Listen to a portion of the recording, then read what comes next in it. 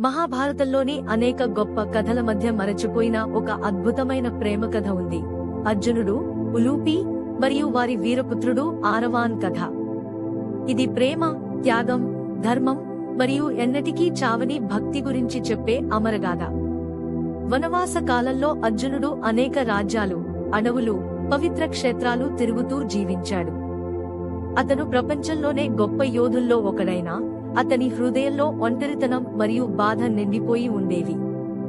ఒక సాయంత్రం సూర్యాస్తమయం సమయానికి అతను పవిత్ర గంగా నదీ తీరానికి చేరుకున్నాడు. తన అలసిన మనసుకు శాంతి దొరుకుతుందని భావించి నదిని చూస్తూ నిలబడ్డాడు. కాని అతనికి తెలియదు, ఆ నది లోతుల్లో నుంచే ఎవరో అతన్ని గమనిస్తున్నారు. ఆ గంగా జలాల క్రింద నాగలోకం ఉండేది. అక్కడ నాగరాజు కుమార్తె ఉలూపి నివసించేది. అర్జునుణ్ణి చూసిన క్షణమే ఆమె అతనిపై ప్రేమలో పడింది. అతని వీరత్వం వెనుక దాగి ఉన్న బాధను ఆమె గమనించింది. తన మాయశక్తులతో ఉలూపి అర్జునుణ్ణి నాగలోకానికి తీసుకెళ్ళింది. అర్జునుడు ఆ లోకాన్ని చూసి ఆశ్చర్యపోయాడు. నీటి అడుగున అంత అందమైన రాజ్యం ఉంటుందని అతను ఎప్పుడూ ఊహించలేదు.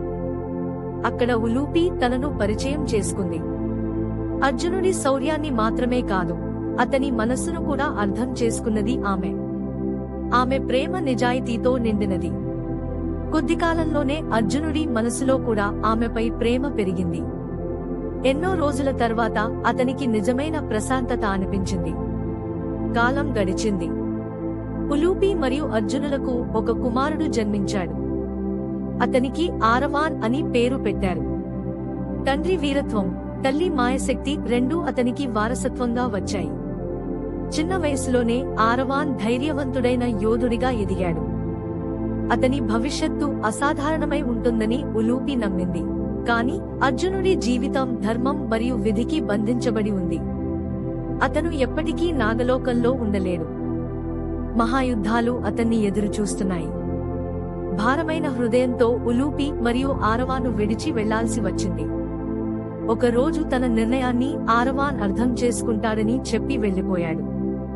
ఉలూపి మాత్రం అతని కోసం ఆశతో ఎదురుచూస్తూనే ఉంది. సంవత్సరాలు గడిచాయి. కురుక్షేత్ర మహాయుద్ధం ప్రారంభమైంది.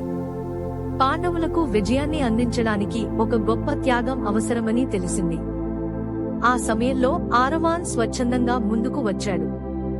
ధర్మరక్షణ కోసం తన ప్రాణాన్ని అర్పించేందుకు సిద్ధమయ్యాడు. మరణం ఎదురైనా అతని ధైర్యం ఏమాత్రం తగ్గలేదు.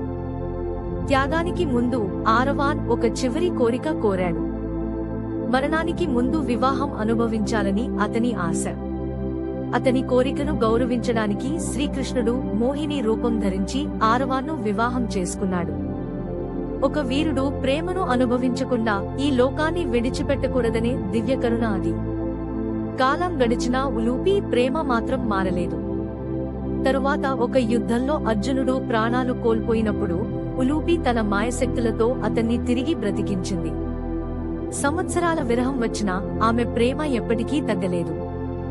అర్జునుడు, ఉలూపి, ఆరవాన్ కథ కేవలం పురాణగాథ మాత్రమే కాదు. ఇది ప్రేమకు, త్యాగానికి, ధర్మానికి మరియు ఎన్నటికీ చావని భక్తికి ప్రతీక. మహాభారతంలోని ఈ మరచిపోయిన గాథ ఈ రోజుకి మనకు నిజమైన ప్రేమ మరియు ధైర్యం అమరమని గుర్తు చేస్తుంది.